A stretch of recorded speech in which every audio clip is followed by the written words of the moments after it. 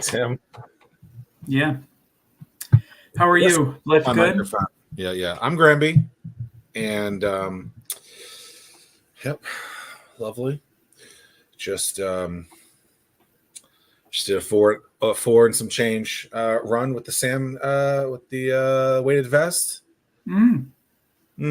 Yeah. That thing. Have you ever run with a weighted vest before? I guess in the military. No. You didn't have to do that stuff with like the backpack stuff? Well, yeah, you do ruck marches and that kind of thing, but man, that's so long ago. I can't count that stuff. I mean, you could. Yeah, it's it definitely changes it up a little bit. Yeah, makes a little. It's a unique situation. Did you take a little plunge in the ice when you're done, or? No, I've been coward recently. Yeah, I've been a coward. I've looked at it every day, put my hand in it, looked at the temperature, and it's not that cold. But I just want the world to know, coward Zach is back, and soon he'll be back, like the other Zach will be back, and we'll flaunt it then. But until then, cowardly. Halfway through the football season, how are we feeling about your squad? Same old Bills. Well, I'm happy that they're in the AFC East. That's really the only reason that they're going to make the playoffs. Well, watch out for the Jets. 2 and 4, 2 and 4, 2 and 5. Relax, RELAX. It'll all be good. I don't know. We'll see. Do you think that Cooper was a good pickup for the Bills? Yeah, you guys have never had a number one receiver, even when you had Diggs. I just think he's severely overrated. It'll be interesting. Cooper's good. Yeah. I think that's I don't know. I feel like I've told you this for years. You guys have not matched skill players with your quarterback, and that's been your biggest problem. And yeah, we'll see. How do you feel about flying cars, Zach? Are you brave enough to do a flying type of thing other than a aircraft? Like how high? I don't know. How high? I don't know. I've never thought about that. Are we talking about like I would like hovercrafts or 20? Well, what is it? You can do anything 100 feet. What can a drone do? Like you have to be up to 100 feet and you're okay. 400 feet, whatever it is. I don't know. I would do it, sure, but it could. It would be interesting. We're going to dive in and we're going to talk about it today. Oh, exciting! So you don't like to drive on the street? Is that what you're telling me? Who are you talking to? Are you talking to me? Either of you. It's inevitable. It's inevitable, right? Is it? We've been trying to fly ever since we built the first airplane. We've been trying to take our cars up in the air. And the only people that did not try was Wright brothers. They were happy just flying. But then Curtis, who came after Wright brothers, started to build a contraption to airlift his car. And ever since then, there have been like periodic attempts. But now we are at a threshold, right? The third revolution in aviation is happening right now with electrification. And the electrification is making it possible to lift all kinds of objects in the air. And I can lift the table that you're sitting right next to, put propellers around it and airlift it. So when you can do that, why not lift a meaningful mode of transportation?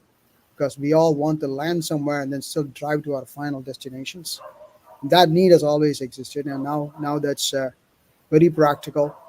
You could not have had this podcast at a better opportunity, at a better time. But just today morning, FAA released the certification and piloting guidelines, first time ever in a very big manner for the advanced air mobility. What you call flying cars is technically called advanced air mobility in the industry now. So now there is a big official push with regulations and a clear pathway to commercialize the so-called flying cars. So this is a great time to have this podcast. Love it. What do you think the reason with the advancement. So you say electrification, but batteries are super heavy and super dense. Yeah. Is it because of the redundancy, the number of propellers, combination of all of those things? What has caused the advancement? So for a moment, forget about batteries. Just think about only electrification, which means that you're passing electricity to all these different nodal points where there are propulsion mechanisms, like propellers, right? Like rotors. So you're passing electricity to those, and those electricity could come from batteries, it come from hydrogen fuel cells, or it could come directly from a main supply. But in case of a mobile transportation, it usually comes from batteries, different types of batteries, or hydrogen fuel cells. So they're all electric. So conventionally, till date, we had been taking power from a central engine or a couple of engines, like the aerospace engines, and through a central drivetrain, and then we were propelling the vehicles through those engines connected to rotors. So you cannot distribute power to different corners of the aircraft. Now, with electrification, you have the ability to take power to different corners of the aircraft. That's why I used the table analogy earlier. You can distribute power to different corners of the table. So that's what electrification does in providing distributed power across a vehicle platform, so you can airlift any vehicle platform. The only thing that we have to make sure is that the platform still complies to the basic aerodynamic principles, which would be, having the least coefficient of drag, providing the most lift, coming up with a good airframe. All those things are still there, but the way you power it is now drastically different. Does that answer your question some way? Yeah. It's super exciting, and it's really, really interesting. I don't know how much you know about it, Zach, but it's just in terms of like technically speaking, like you could you can land and take off from the top of a parking garage, from a soccer field. So it just like there's no longer need for like these long runways and like old school, regional hub type of airports. You can do. Oh, you're saying Oh, I don't have to do that anymore. I can just do yeah, that. it's vertical takeoff and landing. I see. Yeah, What and changed with that? Is that what you were just it's talking very about? quiet, and it's very quiet. So you don't have to worry about the sound aspect of it either. Yeah. Huh. So there are different types of takeoffs, right? So you have the conventional takeoff, which is what you just showed, like that. Yeah. Then you have the Down a short runway. take. So you have a short takeoff landing, which is it's still like this, but through a very short period, and the vehicle lifts off. So you still don't need a lot of space around. You can still Is that like operate. on an aircraft carrier? Or like the Yeah, soccer field type of. more like an aircraft Yeah. carrier, and also in small urban environments, there's not much space. You can have a very short takeoff and lift up, because lifting something vertically up requires a lot of power. So in some cases, people are smartly, being efficient, and they're doing a short takeoff landing, which is good. But one of the most efficient ways of utilizing space in an urban environment and utilizing commute time and all of that is through a vertical takeoff. So that's what we are working on. Our vehicle is a VTOL vehicle. The other ones are CSTOL, the commercial CTOL, commercial takeoff landing. The other one is short takeoff landing, which is what I said earlier. And now we are the VTOL, vertical takeoff landing. So different categories of these vehicles depending on how they take off and land. So LuftCar is a VTOL vehicle. And so that this, like Tim said earlier, you can take off on a building rooftop, or on a small regional airport, or on a parking lot, designated parking lots that comply to FAA regulations, and so on and so forth. A lot of tests have been done in these kinds of takeoff situations. I personally, am not a big fan of rooftop landings, because these vehicles land and they produce a lot of downwash, right? Huge amounts of downwash. I'm with And you on that one. yeah, so structurally they can create create havoc on that building. But if there are buildings that are designed primarily for this from scratch, which I doubt many of the buildings in a large city like New York would be, then a rooftop would work. And when you're talking about large commercial scale operations, it's not just like one vehicle at a time. You're talking about 5 or 6 vehicles at a time, landing on rooftops and providing commuting services. It will definitely take a toll on structures. So the FAA has released, I think, or they are in the process of releasing another engineering report on how these vertiports should be designed, what regulations go in there, what kind of requirements they should meet, and that kind of stuff. So that's in the process, which is just super exciting. We all had an opportunity to give our inputs to FAA, and that's being taken care of. Yeah. What's the use for this? What- Just because it's cars are less efficient than these other situations? Is that? I mean, what are we thinking? So when we started our company, all right, our inspiration was a couple of things, right? One was a Bond movie, James Bond movie. Well, of course. Otherwise, the real need for taking something similar to a drone and converting that into a passenger carrying vehicle and all of that. So we did lots of customer surveys early on, and it was mind-boggling to see the amount of use cases that came about, even things that we did not think about at all. So one is cargo delivery, so we can lift cargo from, say, a warehouse to final destinations, and from those final destinations, we can drive out the cargo truck to the end customer, to door, to take the industry cargo delivery. There are a lot of offshore cargo needs that could be taken care of. So that's the cargo delivery part. Then when it comes to medical, these could be air ambulances, right? You can take small ambulances up in the air to distant communities, to people living in disadvantaged communities far out in tribal areas, or in hilly areas where it takes forever for a road ambulance to get to. We can get to places fairly quickly, and do rescue missions. And you can land in places and take this ground vehicle to places where you cannot land. So you don't have to worry about whether you can land or not someplace. You can land in a reasonable place and drive the cargo vehicle out. So there I are would plenty of imagine- options. Sorry?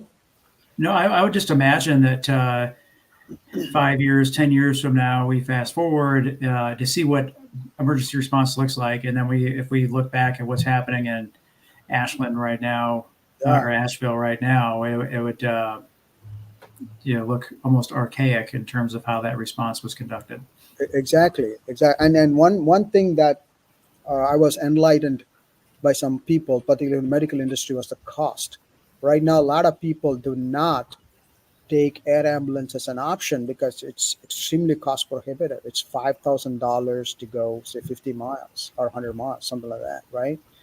But It's a regular ambulance, though, too, right? regular ambulance, yeah, probably regular ambulance 5,000. Air ambulance, man, So Well, that's why I don't think it, because they're sitting there going, well, if a regular ambulance is $5,000, Yeah.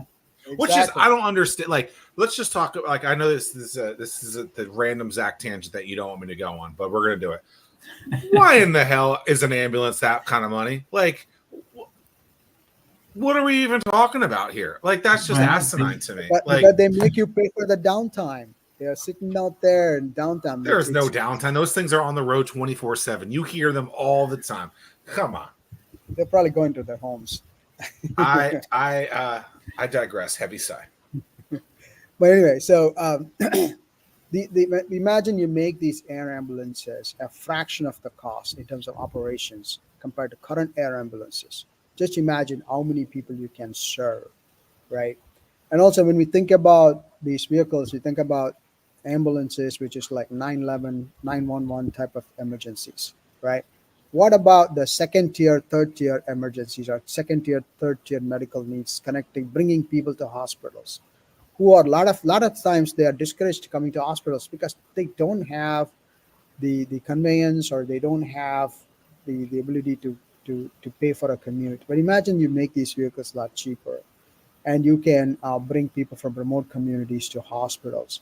In fact, there was a study done by the government some time ago on the fatality rates for people living in disadvantaged communities. That's a lot higher than people living in urban areas because they don't seek medical attention as and when needed, largely because of the logistics issues involved in it. Imagine to remove all those logistics issues and improve connectivity. So you got that. The other big use case is organ I transport. was going to bring that up. Yeah. 95% of the organs go waste because of the cold storage conditions. I mean, these are not sushi or these are not cold vegetables that you can take them, you can cold store them for 2 days or 3 days and get them someplace. These are more, they need to be like taken to the destination, even with cold storage, within an hour and a half. So these vehicles can deliver that, can make that happen, right? So How, that from an air traffic control standpoint, will these be autonomous, or how? What is the approach that's going to be taken? yeah. So I want to calibrate you on what's going on in this industry for some time now. This industry had been there for like 7 to 10 years, something like that. And there were some early players like Joby, Archer, Beta, companies like that. I call them the first generation eVTOLs, right? So um, they were. Sorry, can you repeat that question one more? I think I slightly got off track here. Just what the air traffic control approach is going to be. Are they redesigning that, or is it going to be autonomous? Yeah, so the autonomy part, yes, that's where I was going. So these vehicles were originally the first generation eVTOLs were not autonomous. They had a pilot up. They are piloted. So there was a requirement to come up with piloting licensing requirements, and that's what FAA has done today. They came up with the requirements around that. Uh, but the next generation eVTOLs will be largely autonomy. And why? Because many of the aircrafts always anyway function with autopilot, and autonomy eliminates a lot of pilot-related errors, which contribute to 60% of accidents. And I know you drive a Tesla, Tim, and I drive a Tesla, so I'm very reliant on the full self-drive now. I drove from Virginia to Tampa with self-drive. Very happy with it. But in general, these are level 4, level 5 autonomy. I think today they are at level 4, I think, which requires some amount of human intervention, but largely autonomous. And that's the kind of vehicles that we will be producing, which means that vehicles can vertically take off, transition to a cruise height, and then from there fly at a constant speed in the designated air corridors and go land in the destination smoothly, ramp down and land, right? So it's going to be fairly autonomous. There will always be an autonomy override option because, if there is, say, a battery failure, if there is a hydrogen leak or whatever, there must be an autonomy override and kick off your backup batteries and land these vehicles in safe places. The vehicle will have the capability to land in emergency locations by itself, but there will also be a human override autonomy. The goal is, for our 17-year-olds and 20-year-olds, 25-year-olds to be able to fly these things on their own. That's how you democratize. You bring more power to the people in operating these vehicles, just the way with cars. Wait, so you think we're going to be driving these the same way we drive a normal car, not through a computer, not through a robot? Is that what you're saying? No, I'm saying that there will be human intervention as needed, but this will be mostly autonomous. Got it. So that's what that level 5, and apologies for not clarifying that. That's the level 4, level 5 autonomy means. Level 4 has not some amount of human override. I was going to say, because if we can just be zigging and zagging like the Jetsons, let's go. I'm all in then. You can do that. I mean, if that's what you want to do, get the. That's what I want to do. Flight experience. When can I buy one? You can kill autonomy and ride, and then when you get bored. Hey, and if that happened and we were on 64 in an HOV lane, we would just be able to go up a little bit and off of that that little issue that we had months ago, Tim. Hey, signed, sealed, delivered. We figured out a problem. I appreciate it. LuftCar. That's what I'm hearing. I like it. Well, one thing about the air corridors is they are going to be a lot more liberal than your current road corridors, right? They're not going to be that tight. It's going to be, because the air, the aviation vehicles' response times are much higher. So much higher, much smaller. I think it's much smaller. Yeah. So we got to like have very wider corridors. So I'm talking about like 10,000 feet corridors compared to 50 or 100 feet corridors that we see now on the roads. What are we looking at in terms of passenger size if we are using Yeah. it So for a chassis type thing? there are all kinds of vehicle platforms out there, right? There are 2-seaters, there are 5-seaters, 7-seaters. Now there are some companies that are building 20-seat eVTOL vehicles. In case of LuftCar, we are going to be a 5 to 7-seater vehicle, very similar to a passenger car, being airlifted. And yeah, so we are the next generation, and we achieved that kind of payload capability because of the hydrogen propulsion that we put inside that vehicle. So we do have some batteries, but we largely will have hydrogen fuel cell propulsion. And so, what's your background? How'd you get into this? Yeah, I'm a very boring mechanical engineer. I work for really boring companies like Ford Motor Company, GE. Today's GE engineer cannot invent a light bulb anymore because they're so. Hey. I, Some I, of these GE engineers listen to this show. They watch and they're going to say, I can screw in 2 light bulbs at one time. that's an inside joke in GE, and said in a very good manner, right? Okay. Generally, big corporations are risk averse, and they moved away from those Henry Ford and Thomas Edison days, right? but we did great work. I mean, we did lots of at Ford Motor Company. I built hydrogen cars, hydrogen powered cars. I used to drive a hydrogen Ford car for 4 years. Took my kids around in it, so it was relatively safe. And worked at GE. Also had an opportunity to work at Boeing in the drone program in Oregon, and kind of put one to another. And our technology right now that we are developing is a culmination of all of those technologies. So it's a road vehicle carrying drone powered by hydrogen fuel cells. And when I started the company 3 years ago, it sounded like a very outlandish idea because people are not thinking about hydrogen at all. But now there's a huge drive and push towards hydrogen because we all realize what we realized 3 years ago. Everyone is realizing that batteries do not have that kind of energy density. Hydrogen fuel cells have 4 times the energy density compared to batteries. So, Tim, for you to make some correlation here, if I have to pull out that battery stack that you got on your truck and if I replace it with the hydrogen fuel cell propulsion, your vehicle light will go down by half or 1/3, and then you can travel actually much larger distance for that same weight. So that's a trade-off there. And potentially in the air. Interesting. Yeah, potentially in the air. That's why it makes sense to put hydrogen propulsion in the air because they're lightweight. So you can carry more payload or you can carry a lighter vehicle. So it's a win-win both Where would ways. you fill up? Where would the fill up station look like? You just screw it in like a propane tank? Uh, How's that look? um, there will be a tank on board. I mean, there are different ways of carrying. Hydrogen is an entirely different beast altogether. I mean, we are all made of hydrogen, and we don't realize that. But hydrogen is a rarest element, and it's the number one element. It can percolate through any material. Right? You can lose it very quickly. And hydrogen is really not the fuel. In our case, we are not burning hydrogen. Hydrogen is not the fuel. It's a fuel carrier. So hydrogen's got 1 proton and 1 electron. We are only tapping that electron, right? We're shaking the atom up, pulling that 1 electron out. And yeah, exactly like that. And you do that by passing it through a membrane, right? You're passing through a plastic sheet. Incidentally, that's how they first discovered the phenomenon, right? Passing hydrogen through some band-aid type plastic sheets, and it dislocates an electron. And you tap all those electrons, and that gives you the electricity. Those are called fuel cells. And so the hydrogen we're not burning, so it's called a fuel carrier. So we want to make hydrogen available on ground.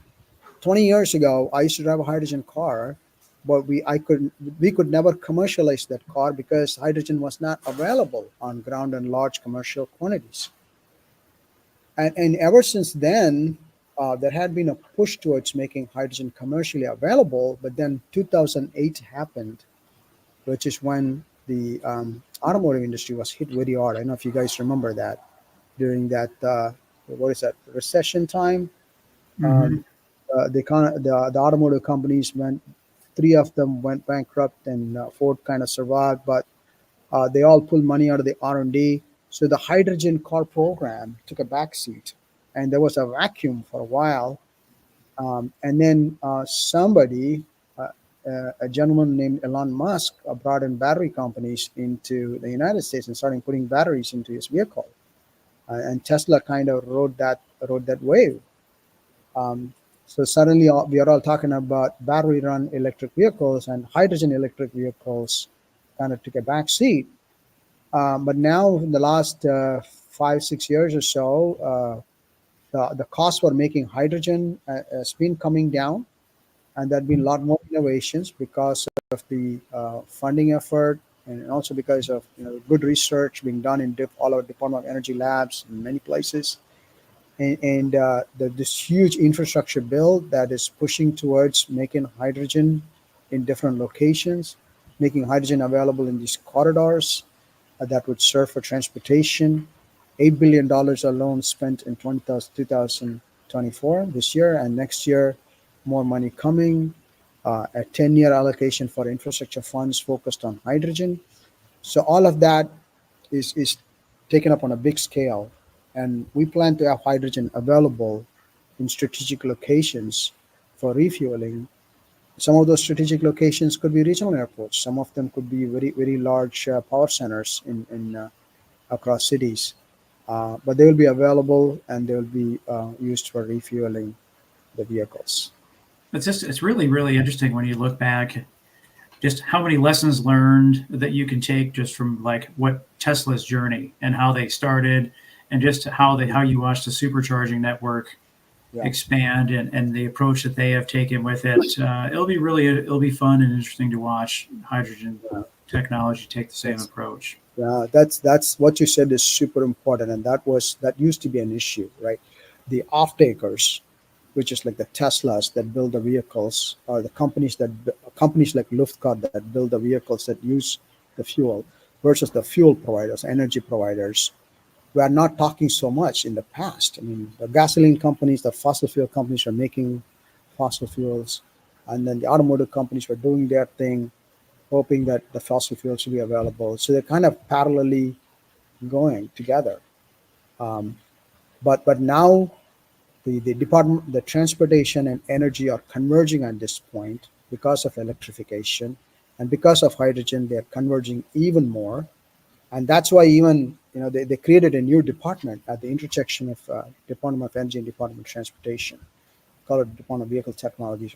Probably not. It's something that falls between the jurisdiction of Pete Buttigieg and Jennifer Granholm. So they are forming this whole transportation strategy with energy at the center. So this is something that should have happened 20 years ago. We are 20 years late. And Tesla is a good example. They are an off-taker, but they're also building these charging stations. And that's exactly what LuftCar is also doing now. We are building these vehicles, but we are also building these hydrogen infrastructure projects in partnership with some of our other companies, partners. Yeah, I mean, like Zach, it's crazy. Like right now, thankfully, everybody is moving towards the Tesla charging adapter. But even still, every electric car manufacturer has their own different connector to plug your vehicle into. Just like your phone. Well, at least with your phone, you got USB-C and you got your Lightning port, and hopefully everything's moving towards USB-C. And the same is true in terms of like the North Atlantic or the North American charging standard, and so that's why all these vehicles manufacturers are able to start using the supercharging network. That wasn't possible because they all used a different connector, and it's like it's so silly that. Could you imagine having to go to a gas station where you only can go to certain ones based on if your nozzle is going to fit into your gas tank? I mean, like that's just It's ridiculous. Yeah. But Okay, so you guys are gonna you're gonna manufacture cars, do your own car? Is it just gonna be the apparatus that could lift a car? What does that look like in the grand scheme of things? So our long-term business goal is to build the airframe, right? We don't want to be reinventing the car. Well, we will build the airframe, and we are working with a couple of automotive partners in coming up with the right docking mechanism. We already have patented the docking mechanism, but we will be giving them the license to put that docking part on the vehicle, on the rooftop of the vehicle. And also the subframe requires some modification. So that was what we would license. But with that, we would be able to airlift a specific type of vehicles, like a UPS specified cargo truck. Just saying for an example, or an Amazon truck, which has got the built-in apparatus to the airlift. So you think you'll do commercial first? You'll do We will delivery do driver cargo. stuff first? Yeah, we'll do cargo and air ambulance first before we move on to Interesting. passenger. But passenger would not be too far away. But we also have huge defense implication here, right? So right now we have a partnership with a company in Philippines. Philippines has got 7,500 islands. Indonesia has got 9,000 islands, and there's a strong need to connect these islands with taking cargo and people across these different islands. And there's this huge threat in that environment from our adversaries. So there's a need to move troops and need to move ammunition, need to move supplies across these bases fairly quickly. So we already have MOU partnership with some entities out there, and we are making our case to defense. The army is emphasizing more on uh, hydrogen powered engines, which they see the value in now. So we have plenty of prospect in defense, particularly in the Indo-Pacific and also in the Arctic zones. You currently live in the Tampa Bay area of Florida, but you're thinking about Correct. moving up here. Like, what's the appeal here? Yeah. So the appeal is that Florida's full of old people. No, I'm just joking. What did he say? What did you say? I said Florida's full of old people. Now, Oh, now just joking. That Florida's a great state. It's got the way it's spread out different cities, well connected, and our vehicles has got a lot of applications across Florida. And I see the whole Virginia, Washington D.C. belt as a similar type of geography, right?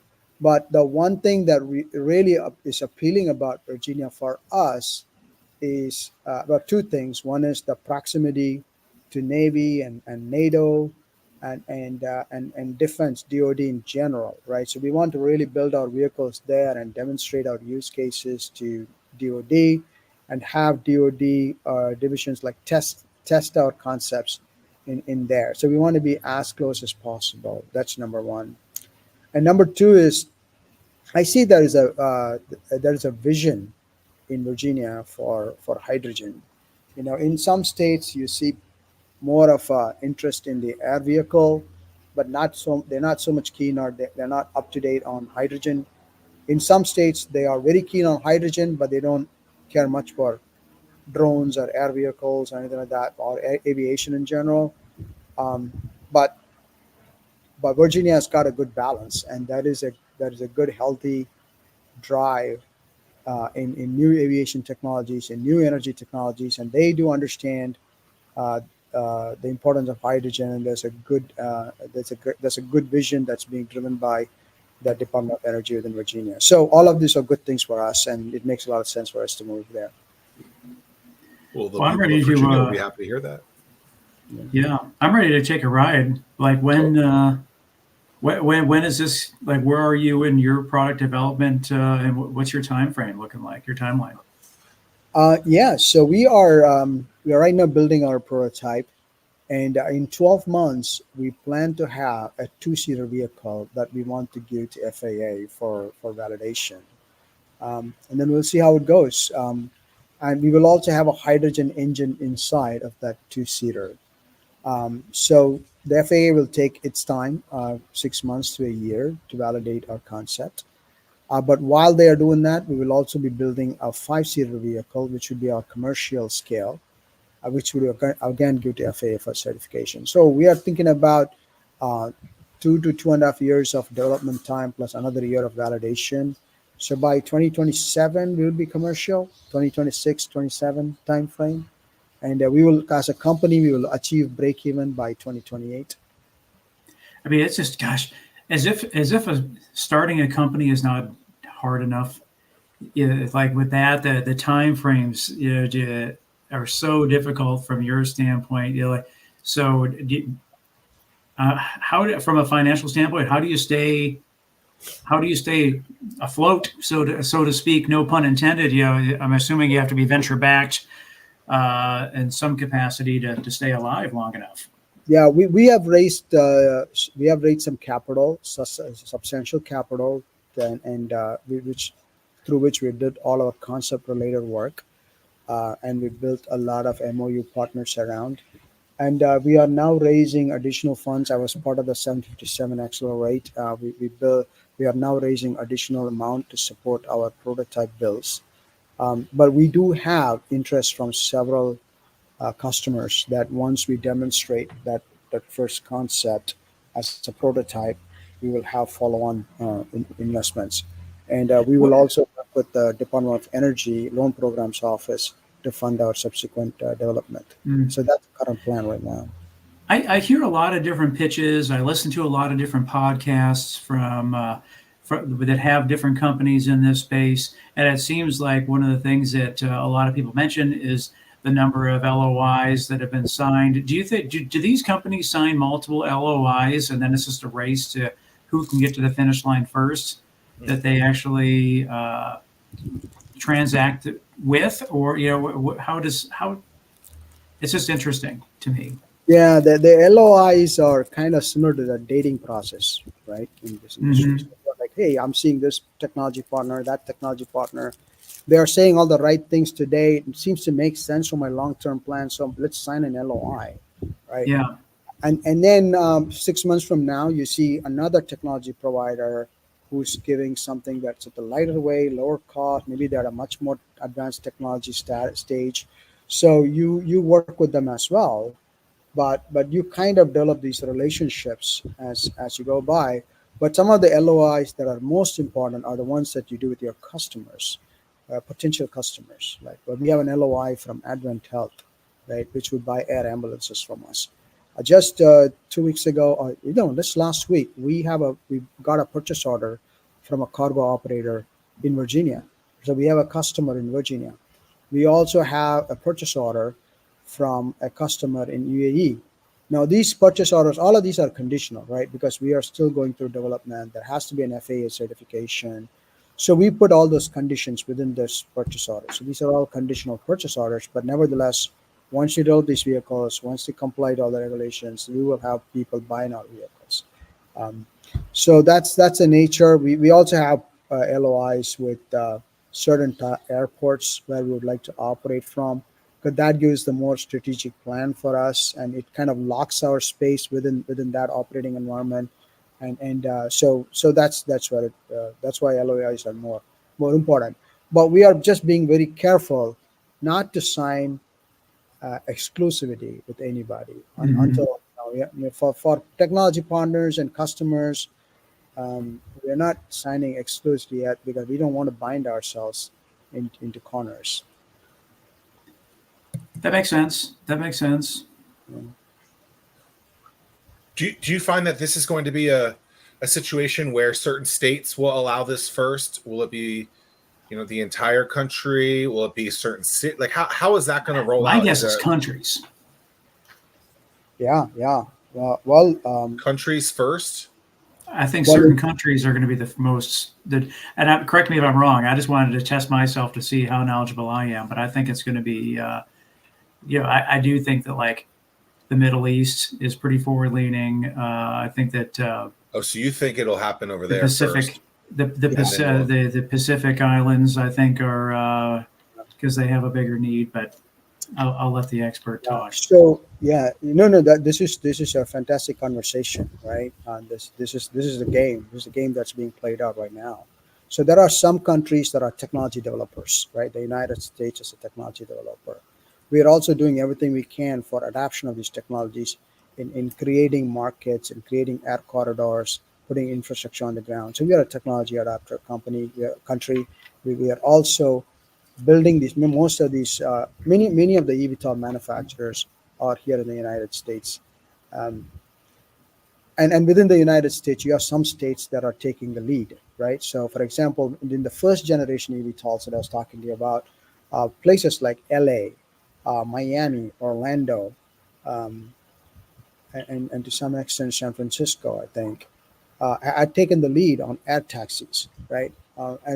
Because these cities have congested traffic and they want people to move easily from one part of the city to another part of the city with lots of hop stations in between.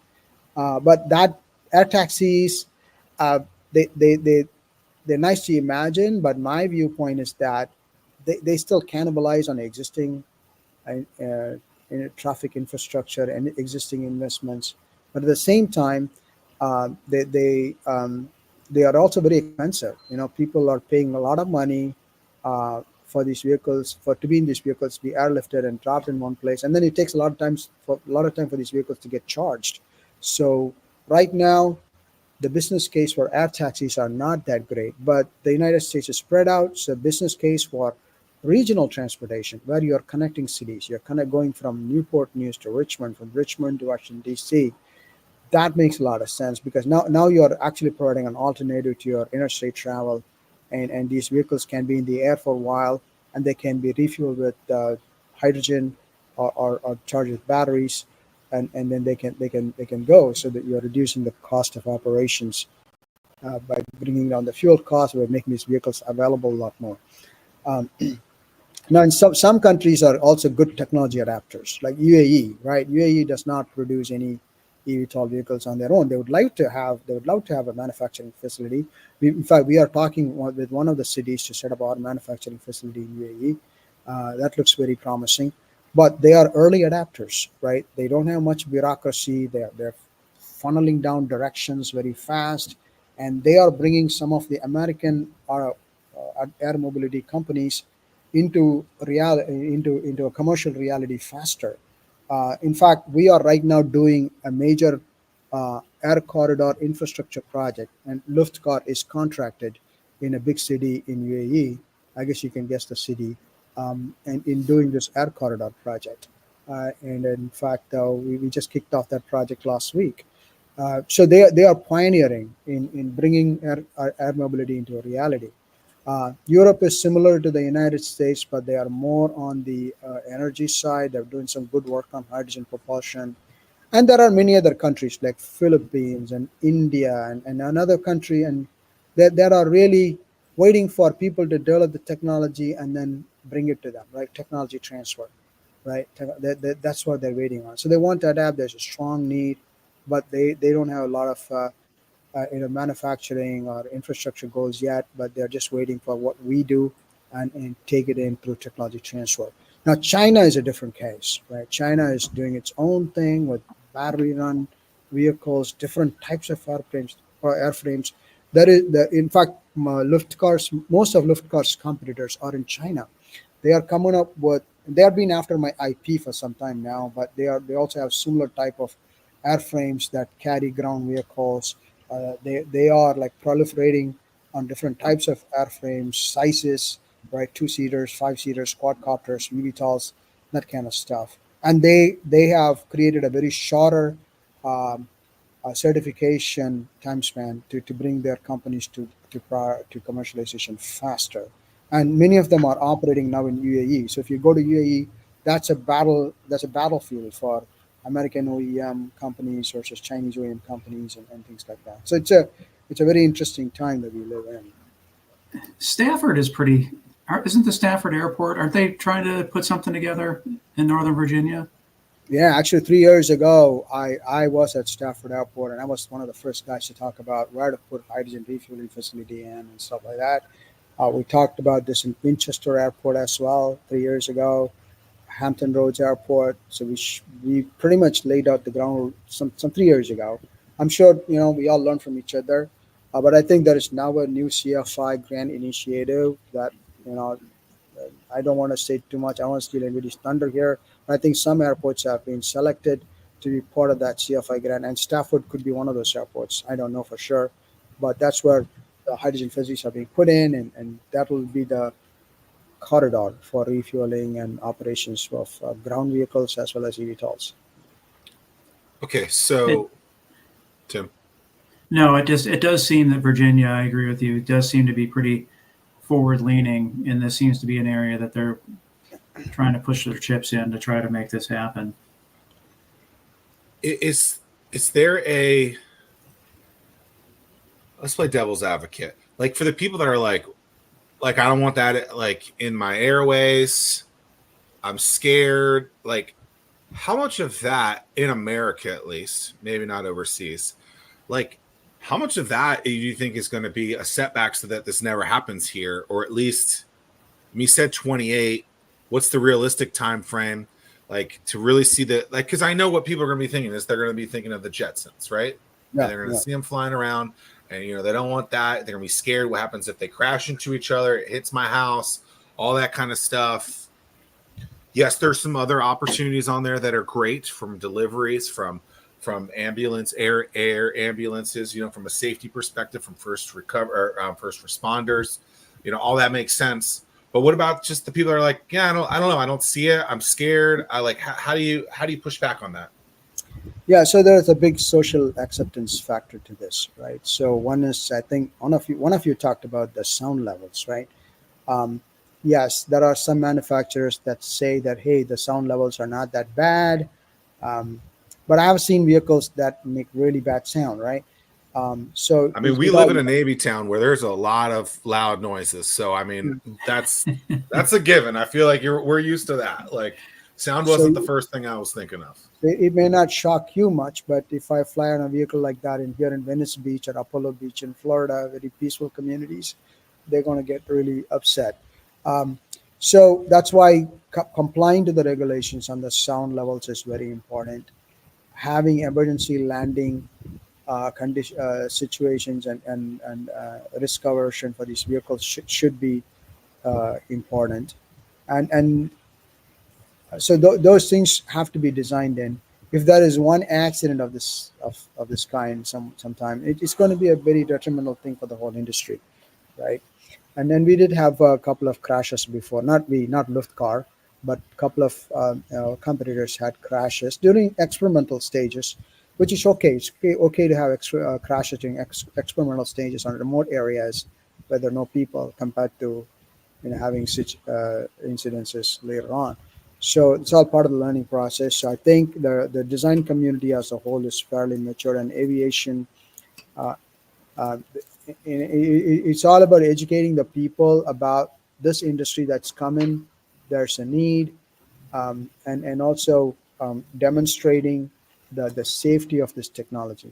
But at the end of it, I think the benefits of this kind of transportation overrides many other concerns. And if handled correctly and responsibly, I think this would be this will be the future. I just want to say one more thing about LuftCar. We are a strong believers of not having to fly between buildings and create a lot of commotion and stuff, right? We are going to be flying between, say, regional airports, and we're going to be flying between designated FAA sites, and we are going to be flying in corridors that kind of overlap today's commercial flight paths, but at a lower altitude. You guys talked about altitude early on. We are talking about 4,000 feet altitude, 4,000 to 5,000 feet altitude, but it'll kind of be right alongside the higher altitude commercial flight paths. So, Now I'm scared. Yeah. I mean, I thought we were talking about a couple hundred feet. Now we're 4,000 feet. I mean, you got me like that. Come on, now I'm shaking. Okay. You're flying in an aluminum tube with two engines at 30,000 feet.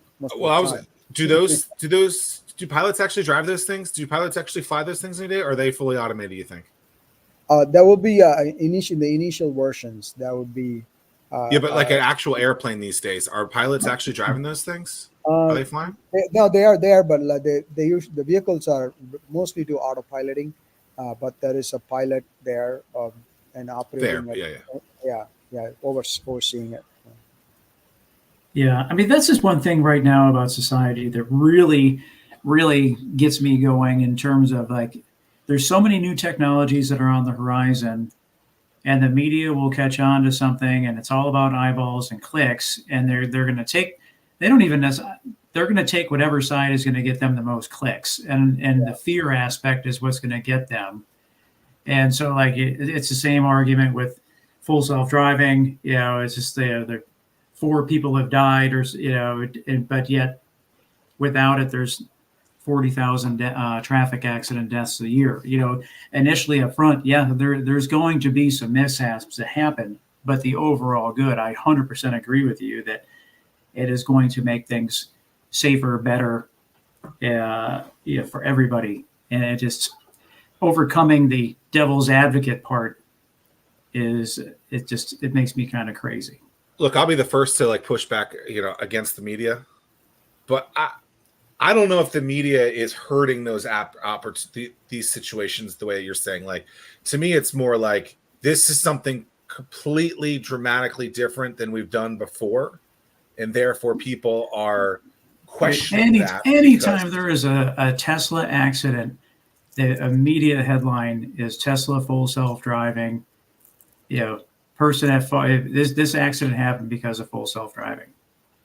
And then they go into the record books, and then they're like, yep, the dude was playing a video game. The dude was doing something he shouldn't have been able to do, where, it's just like the amount I think you've taken that. Like, I think these are two very different things, right? People questioning. Mark my word. Let's bookmark this conversation. Oh, I'm not disagreeing that those headlines don't come out. I'm just saying that in that situation, I think when someone hears full self-driving cars, they hear air cars. They are replace questioning full self-driving with flying cars. It's the same thing is going to happen. Yeah, guaranteed. And people are right, but people are questioning that before any negativity from a headline. Well, I'm looking at once the headlines start. It's just the whole not in my backyard aspect, even about building more houses. It's just the whole not my backyard thing. Yeah, it's unfortunate. But so far, we have not been getting any. The press has been not brutal on us. So they've not been super critical. Oh, sure. Yeah. But I'm just saying, once flights start to take place, or the same is going to hold true when it comes to hydrogen storage. Once that infrastructure starts to go into place, I mean, it's just the unfortunate thing. And I hope that I'm wrong, and I hope that it does not happen. But it's just like. It happens with roller coasters. It happens with like, I get it. I mean, look what happened to Fabio. What happened to Fabio? He hasn't been right since. See, that's why roller coasters are evil. Oh God! When you came up here, did you go to Busch Gardens, Santh? Did I go to Busch Gardens? Yeah. I think once. I mean, I took my children there, but I'm more of a Disney World fan. It's just fun. So, because you have Busch Gardens in Tampa, right? So, what's your favorite ride there? Have you been on the new Iron Gwazi? I don't remember. It's been so long. Okay, well, then you haven't. Okay. Well, they're sister parks owned by the same people. Okay, yeah. I'll check it out next time I go there. Apollo's Chariot is the best ride in the park. Agreed. 25 years old, actually, I think now. Okay, I'll check it out. If you don't, how did you find? Yeah, how did you find out about 757 Accelerate? Program's wrapping up. What are your thoughts on the program? The program was great. Like I said, the greatest value that we got was that connectivity with defense, with the local community, the mentors that we found in the region. People from the government, the state government, the city governments, the Hampton Alliance, all was superb. It was a great experience, and the kind of tools that they provided us in preparing for investor conversations. What was amazing. Yeah, overall, just a fantastic experience. One of the best accelerators I've been part of. That's awesome. You're done now, right? Or you're in you're in the last week? No, we're done. I mean, I Okay. didn't go to the Washington Picture. We're done with last week. We had the grand finale in Virginia Beach. That's right. It was a little bit shorter this year, if I remember right. Yeah. What's Very something we cool. haven't talked about that you want to talk about? I think we covered everything. This is going to be a place where lots of it's going to kind of mimic the auto industry, even though we think of this as an aviation thing. Yeah, they fly. That's the similarity with the aviation industry. Yeah, the regulations is what's similar with the aviation industry, but the business model, the how people are going to buy them, how people are going to use them as fleet vehicles, will all be very similar to the automotive industry, and how these vehicles will be sold be very similar. Again, depending on the category of the vehicle. So the more we bring it closer to the automotive industry, the more we will get that kind of social acceptance with people. And pricing, affordability, all that plays a big role in that social acceptance. Do you have So, any idea right now what the price point for the two-seater will be, or what you're aiming um, for? yeah, the price point for the two-seater, which would include the ground vehicle, which will be close to $200,000, well, 150 to $200,000, right? Including the ground vehicle. But if you exclude the ground vehicle, it's within $100,000. You could get a carrier that can airlift your vehicle. But the four-seater will be a little more expensive. But the way you to think about this is how much is it going to cost the customer per mile, right? So we Right. are anticipating it to be a little bit around 80 cents or so per mile, which is a little bit Huh. more than say Uber, right? Well, I mean, crazy, yeah. And if you look at like the federal reimbursable rate from the IRS, what is it, 67 cents right now per mile? Yeah, exactly. So we'll be around 80 cents, and that too, it's because of today's cost of hydrogen. 2 years from now, but eventually, as the higher cost of hydrogen keeps going down, we can go out down to up to 50 cents per car seat mile. Zach, you can get one, keep it in your cul-de-sac, man, and you just roll right out from your cul-de-sac. Meow, meow. That's an acceptable sound level. Yo, look, Tim lives right by a base. I don't live that far away, but I hear those suckers. And those suckers have been flying a lot recently. You go to Oceana, holy moly, it's loud as hell down. Like, meow, like, yeah. Well, I would think That like a is, UPS truck is probably over 100 grand anyway. So Yeah, that seems comparable. And well, then it's those comparable. fleet, like the Mercedes fleet's like a $150. So if you got something like that, like those little Sprinter yeah, vans, like, yeah, that's what I was saying, a Sprinter van. Yeah. Well, UPS did a well. We did an exercise on UPS business models. We also did one on LabCorp. We can eliminate the need for a lot of warehouses because now you're loading stuff into this road car and you're going to like fly them into destinations. You don't need a lot of internal or interim warehouses.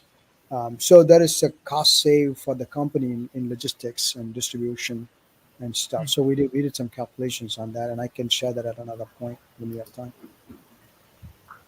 Well, I hope that you continue that successful path, and that path brings you into Virginia. That would be nice to have you as a new business in the region. Absolutely. Enjoyed talking to you both. I hope it's been informative, and thanks for all those wonderful questions. I think this conversations like this help with social acceptance eventually in the long run. Yeah.